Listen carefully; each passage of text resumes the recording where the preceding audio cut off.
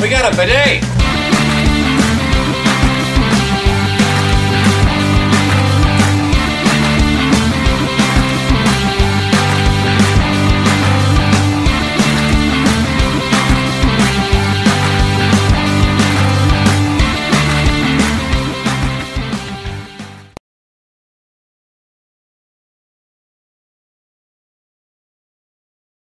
Hey everybody, and welcome back from another video. In today's video, we are talking about the latest episode of The Mandalorian.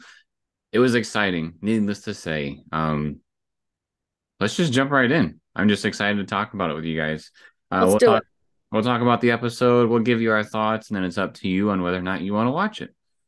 So, we kick off the episode with uh Grief and some of his uh people that he works with on Navarro, and they're planning on moving some district things around, to help the economy of their little city. And the pirate people from, I think it was the first episode, the like green seaweed looking guy and all his people that were trying to have a drink in front of a school, um, they all come back to get their revenge on Grief and the town of Navarro. And they light it up. Like they shoot missile after missile and blast after blast from their guns on the big ship and just destroy the city of Navarro. And while this is happening, Grief is basically trying to rally as many people as he can and evacuate out of the city. Uh, they are able to evacuate a good chunk of people, but they do not evacuate all of the people, and they don't evacuate all of the creatures. So I say that because the Kowakian monkey lizards are still there, and the species of Babu Freak, which unfortunately I don't know, but they stay behind too. Especially since they just live in like a little crevice. It's kind of hard for the big guys to find them. So, Grief puts out a distress signal to the New Republic asking for help. And so the New Republic guy that was the pilot that kind of like pulled over Mando a couple of seasons ago and was trying to say that Mando, what was the thing you said that he had wrong? You didn't have the proper calling tags or something like that. Yeah, so this was the guy that let Mando go eventually after, doing some wrongdoings within the New Republic's new rules. And he gets the distress signal from Grief and is taking it to one of his higher ups to be able to discuss whether they should intervene or not, which is kind of funny because let's see if I can pull up this actor's name really quick. He is, in my opinion, pretty well known for a lot of Adam Sandler films. He's also the principal from Mean Girls. Let's see, got it all pulled up here. Tim Meadows. Tim Meadows plays basically a higher up in the New Republic, and he's basically telling this pilot that wants to go and help Navarro. I'm not too sure. And while they're talking, we get our little double spy. I think her name was uh, Aaliyah, because you called her a liar. I call her Elia. I'm not sure how to pronounce it, but I think it's Elia. Alaya. Alaya comes in. She's the one from the third episode that double crossed the cloning guy. She comes into the office and basically talks to Tim Meadows' character and says, do you want anything? I'm going to the little restaurant or whatever. And I thought I'd double check to make sure and see if you want anything. But really, what she's doing is she's intervening so she can put her 2 cents into what they're talking about, because this New Republic pilot is starting to make connections between like, I really didn't hear about Moff Gideon making it to his trial, and Moff Gideon had some interactions on Navarro, and now there's pirates that are going back there and making raids on Navarro, and he's trying to say that there might be a connection here. And Alaya is trying to kind of get them away from that thought because she worked for Moff Gideon. And I think we're led to believe that she probably still does to a degree. Like she says that she works for the New Republic, but she's doing some shisty stuff. Like when we She's saw all her. she's awfully defensive about how she was saved from Moff Gideon instead of captured from Moff Gideon. Yeah, like she's really trying to almost like drive a wedge in there and then like turn it kind of a thing. She's spitting in their faces without physically spitting in their faces. So basically what this leads to is that the Tim Meadows character tells this pilot, "Nah, we're not going to do anything. You know, it's their problem," which Well, is it also doesn't help that they haven't signed the treaty or whatever they need to sign with the New Republic. So they're still an independent system right. or independent planet. So this pilot decides to take things into his own hands. He knows that he can't do it all on his own, but somebody owes him a favor, and that somebody is Mando. So he goes and finds where the Mandalorians are staying, the little hideout area. And it's interesting because he approaches their little hideout, and then all the Mandalorians just pull their guns on him, just ready to obliterate him if he tries to do anything crazy. And he basically tells them, I'm here on my own. I'm looking for Mando. I need some help.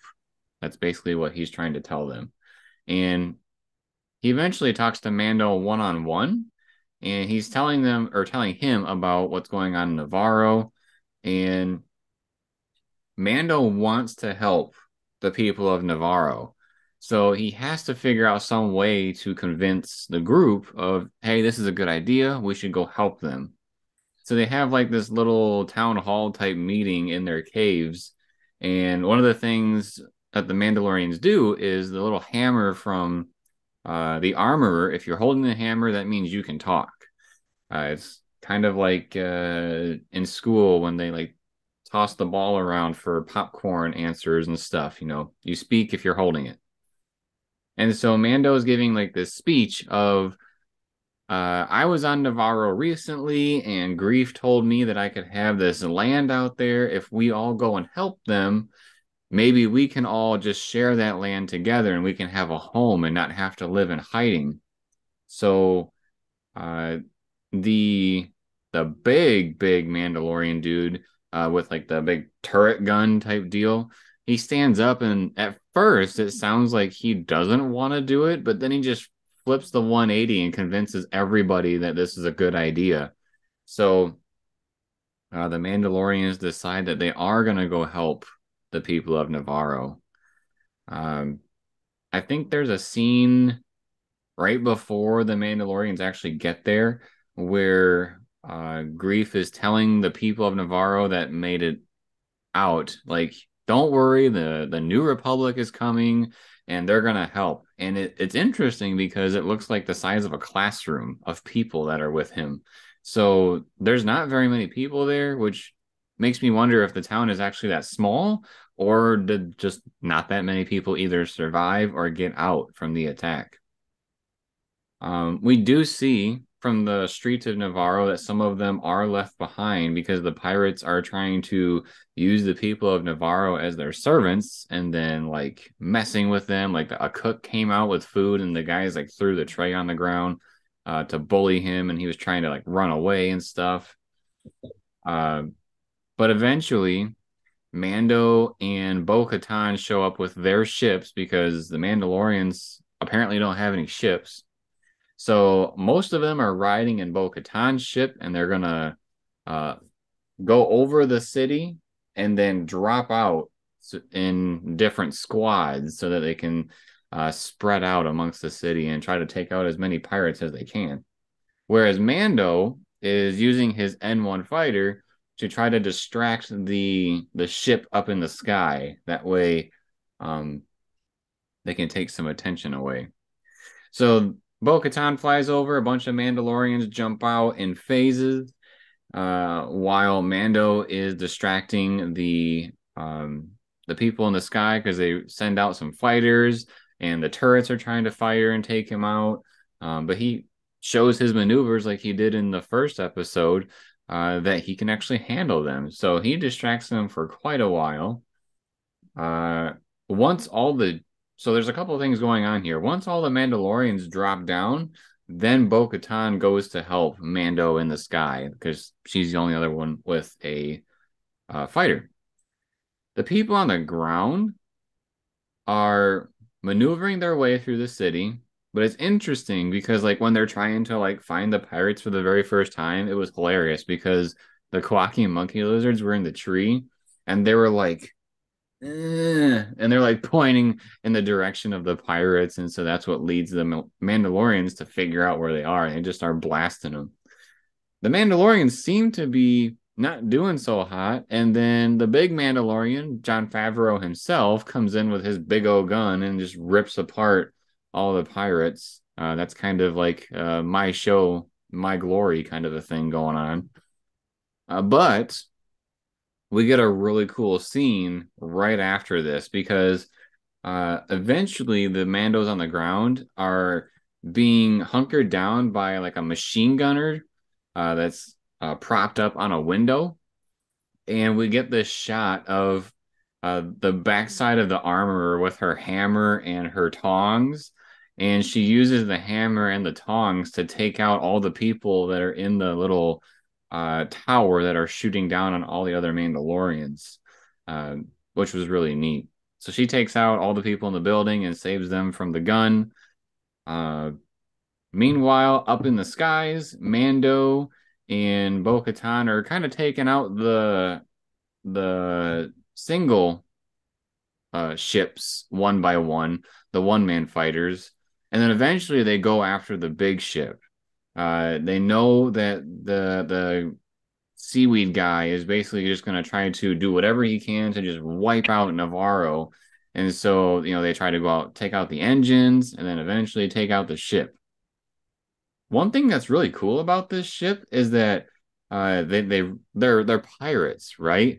And the way they steer the ship is like this massive wheel, just like you would a pirate ship. So the seaweed guy tries to take over that wheel and maneuver everybody into safe or maneuver the ship to destroy Navarro.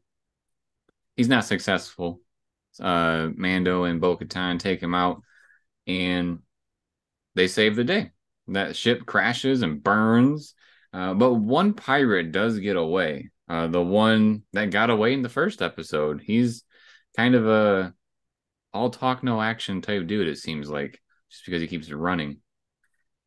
Then we get two other major things that happen in this episode. One of them is Bo-Katan and the armor are having a discussion after the battle happens. Jon Favreau's dude, Pa Vizsla, I believe is what his name is, goes up to Bo-Katan and says that the armorer wishes to speak to her. And when she goes to visit the armorer, basically the armorer is telling her that she has walked both ways of the Mandalorian. She's, for most of her life, walked the way where you don't have to wear your helmet all the time. And she's also walked the way of wearing your helmet all the time for probably all of 24 hours because she just took that bath.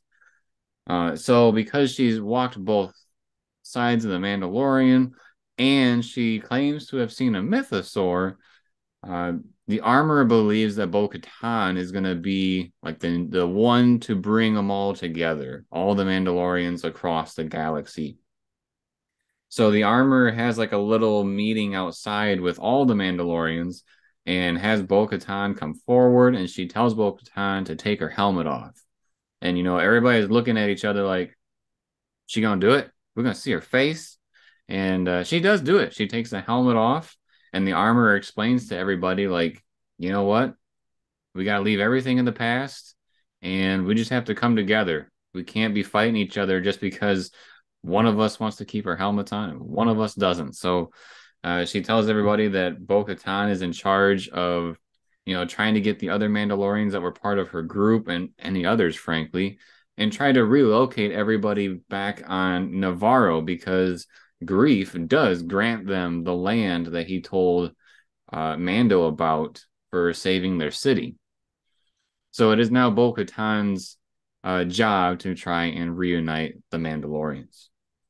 So before I get to the last piece, did I forget anything big with the I'm just gonna Mandalorian? tweak what you said a little bit about Bo-Katan and the armor and their interaction. So when they're in the armorer's private quarters, that's when she like basically demands that Bo-Katan take off her helmet. Bo doesn't really want to because she, doesn't want to be disrespectful or think she's being tricked. And eventually she does because the armor is like, you respect me, don't you? Then you're going to listen to me.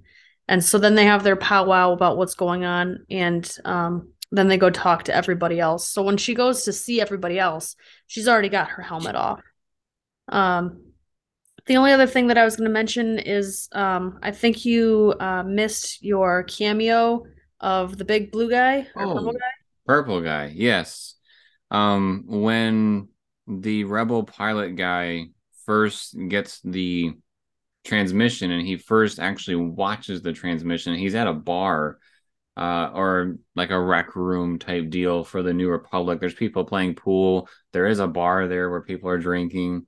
But as he's watching this, we get a really cool cameo of Zeb. Excuse me, sorry, I've got something in my throat.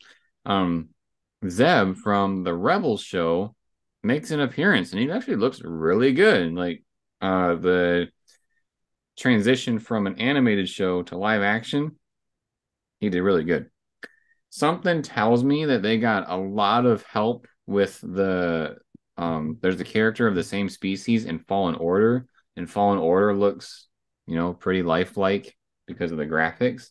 I kind of wonder if they use that to help influence his look in the live action. But it is a pretty good sign of, maybe the other people will be coming soon too. If not in this show, I would say definitely in the Ahsoka show because Ahsoka associated with the group. All right. So there's one last thing that's in this episode that was really big, and this is what really got me excited.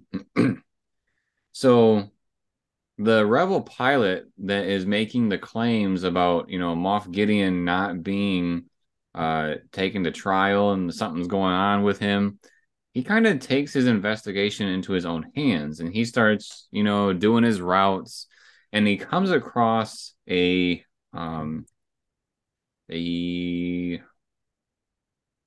to remember the the name of the shuttle. Lambda shuttle. He comes across a Lambda shuttle. There we go. And it's a Lambda shuttle that is like half destroyed. Something definitely happened to this ship, and it's just kind of just floating in space. And so, what this pilot does is he has his astromech droid take its little camera thing, and it breaks apart, and it goes over to the ship, and the droid is investigating what happened to this ship. And clearly, somebody broke it open. And it happened to be the ship that was transporting Moff Gideon from or within the New Republic's jurisdiction. But the big kicker is that when the droid was analyzing the walls, they saw that there was Beskar on the walls. So this is leading us to believe that some Mandalorian group is the one that freed Moff Gideon from the New Republic. So there might be something going on there where Moff Gideon is working with some sort of like rogue Mandos that uh, do not side with the armor or Bo-Katan for that matter. So Moff Gideon is coming. I'm really hoping that we get to see him in the next episode, but I do believe he will be, coming up very soon. So, with all that being said, Sarah, what did you think of the episode? There was a lot to take in. I appreciated that there was actually some substance to the story this time around, as opposed to last week where the episode was almost half the just run length of this week's episode. Almost. Um, I like having the longer episodes. It's such a short series that you really kind of have to. and you know, to be able to give you enough story to hang on to. I feel like we learned a lot of different things about a lot of different groups. The action scenes were pretty good. The Bo-Katan thing is a little weird to me, just with, you go through all this effort for Mando to be accepted by the group because of removing his helmet and all that, and then just to tell her that she can just take hers off in front of everybody else and not even just like send her away with her helmet on and then saying like, make others join us kind of a thing. It's kind of weird and awkward and doesn't sit super well with me. Um I would say what is kind of striking about that to me is like, you know, we took 3 episodes to establish that, and now it's just kind of like it didn't really matter. So it kind of like a small slap to the face. yeah, Not only to us, but also to Mando. right. Yeah. We did see Grogu a little bit in this episode, but really not very much, just more or less that he was sitting in Mando's lap when he was, flying the ship.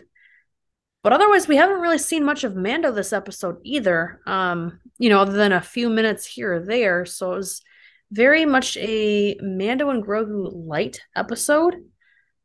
One of the other I feel like this episode was so strong in story, but so lacking in acting skills. Not that I'm necessarily someone to judge that kind of stuff, but I felt like a lot of the speeches were uninspired and not super moving. And I'm going to say is maybe a 50-50 between the acting and the actual dialogue, like the script of it. It's kind of a mix between the two. Something just wasn't clicking. There was at least three different speeches in this episode between, the armorer talking to Bo-Katan. There was the one big guy trying to get everybody to being Dave Filoni because he's kind of one of the bigger Mandalorian of the group. When he was trying to get the rest of the group to join Mando. Favreau. Who did I say? You said Filoni. Oh, oops. You knew who I meant. My apologies. Um, but yeah, and then there was at least one other one. I think it was when Grief was trying to talk to his townspeople or something like that. I'm not sure, but anyway, they weren't as impactful as some of the other ones that I've seen before. And I'll give you an example. I was not an Andor fan, but that speech when Andor's mom died that Cassian's friend gave about that lady or her, well, his speech about her, but also her speech in that show, like in that same clip or episode or whatever, it was really powerful. It made you feel something. It made you want to stand up for whatever they were believing in and help their cause. And I know that these speeches in this episode were of a much more minor scale, but they didn't have that same kind of impact. Yeah, in my opinion, they were definitely not written by Sylvester Stallone, because I feel like he is way known for inspirational speeches based on the fact that he wrote all the Rocky films, and every single one of those has some sort of gripping speech. What did you think of it? I thought it was pretty cool. It was one of the first times where I like really didn't want this episode to end. I wanted to keep watching more and more. It's the first time where I'm thinking of like I'm counting down the days to next Wednesday, just because it has that substance where I really want to see what happened next. Especially since Moff Gideon has finally been uh, heavily hinted at what's going on with him. We Um, are very giddy for Gideon. yeah, we are giddy for Gideon. We love that guy. Um, yeah, I liked it. I at first I was kind of like, man, the action is kind of lacking. But Sarah and I have just come off of watching John Wick 4 at the IMAX, and I felt like I had jet lag. So I had to like remind myself what show I was watching. Um, and it was cool. Like the Especially armor, when the armorer had her hammer, I was ready for her to just wail on somebody. Like, you Yeah, gotta remember this is like PG or PG-13 or whatever this is. yeah. So we have to remember the audience of the show. So, you know, give or take, it was still really cool. Um, One of the things I think we should probably talk about, because you and I have our discussions about this, is we Sarah and I have been debating how Bo-Katan, like she's being focused on quite a bit in this show. And we've seen in I think episode 2 that she is way more fluent maybe with Skilled. the dark saber, skilled than Mando is. And we've had these discussions. And one thing that Sarah keeps telling me is like, man, I really got to watch that episode of Mando where Mando got the dark saber because like what is going on? And I think we finally might have pieced together how this is going to work. Well, Um, up till this point, it's been really stuck in my head that he killed Moff Gideon to get the Darksaber, which would mean that Bo-Katan had to kill Mando for it. And the reason why I think that's been so ingrained in my brain is I remember Mando wanting to just give the Darksaber to Bo and her saying something along the lines of how she'd have to best him or win in a duel against him. And so my mind just interpreted that of I'd have to kill you. right. So we kind of pieced together like, you know what? Mando, like he bested Moff Gideon, but he did not kill Moff Gideon. So we kind of wonder if something's going to happen where Mando and Moff Gideon are having this duel, and Mando, he's not good with the dark saber. So Mando, I think, is gonna like drop it, or Moff Gideon is gonna find a way to knock it out of his hands. And I think Bo-Katan's gonna pick it up and kill Gideon because if she does that, then she technically killed the last rightful owner of the dark saber because Mando did not kill Moff Gideon. So maybe through transitivity, Bo-Katan would rightfully take the sword. I also we were talking about like why would Moff Gideon be uh affiliated with Mandalorians. Like, why would Mandalorians save Moff Gideon? And then we started to think about like, well, Moff Gideon had the dark saber in the first season, and he was pretty fluent or skilled with the dark saber when he was fighting Mando in season 2. Um, we kind of wonder if he had like some sort of affiliation with Mandalorians even before season 1 of Mando that we just didn't know about. And maybe this is the group that saved him from the New Republic. So it almost seems like maybe these stars are all going to kind of align here towards the end where Bo-Katan, like there's going to be some sort of altercation between Moff Gideon and the Mandalorians, and then it would be awesome if Bo-Katan like rides in on the Mythosaur, which is kind of like an echo to when Boba Fett rode in on the Rancor. But I think that's my best guess on how she's gonna get the dark saber and be the rightful ruler of Mandalore.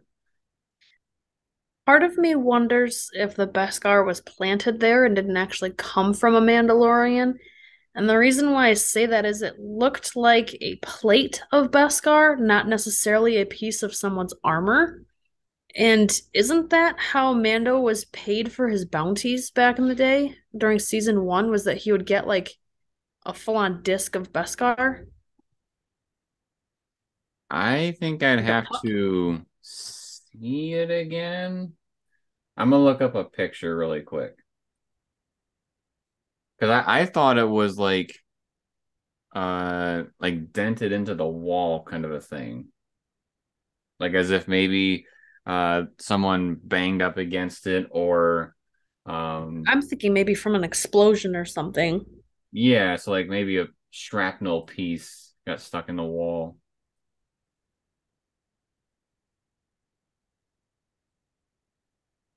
And the reason why that this could be a possibility is because not all Mandalorian groups were, on the quote unquote good side. Um, there were Mandalorians that were even somewhat faithful to the Empire. So that could make a connection to Moff Gideon.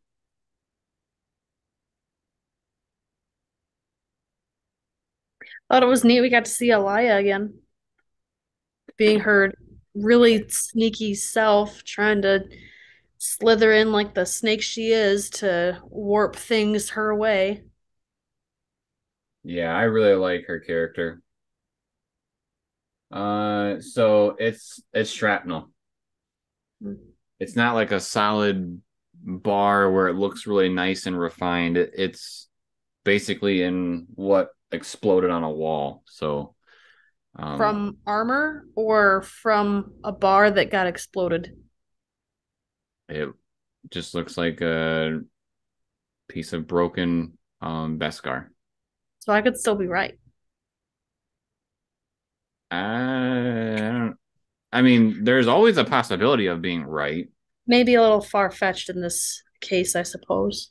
Yeah, because I could see like when they're trying to save him that they bang into the wall and so hard that maybe a piece of it breaks off, or if they're caught on something and they're trying to get the guy to, pull him out of the ship and then a piece of it gets left behind. I could see all that kind of a thing. Um, or there's one other thing.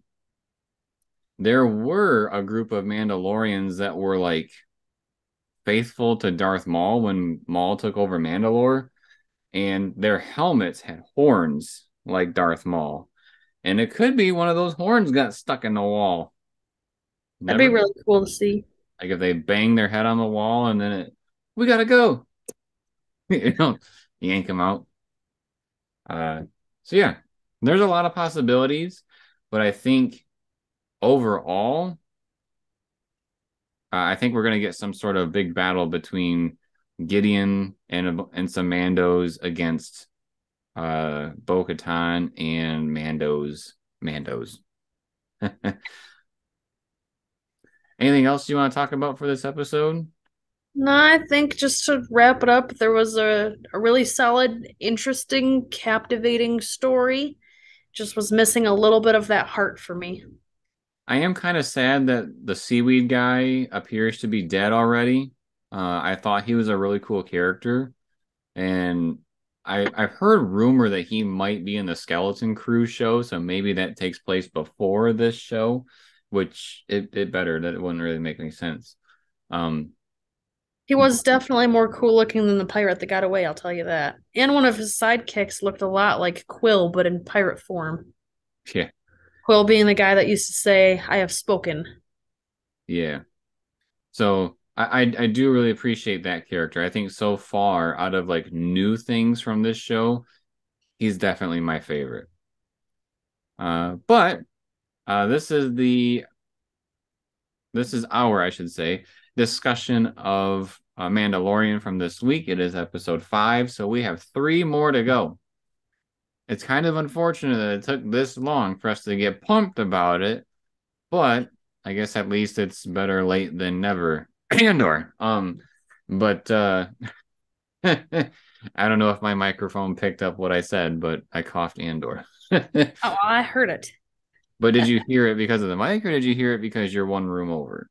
Oh, I heard it from the mic. Oh, good, good, good. Everybody can hear it then.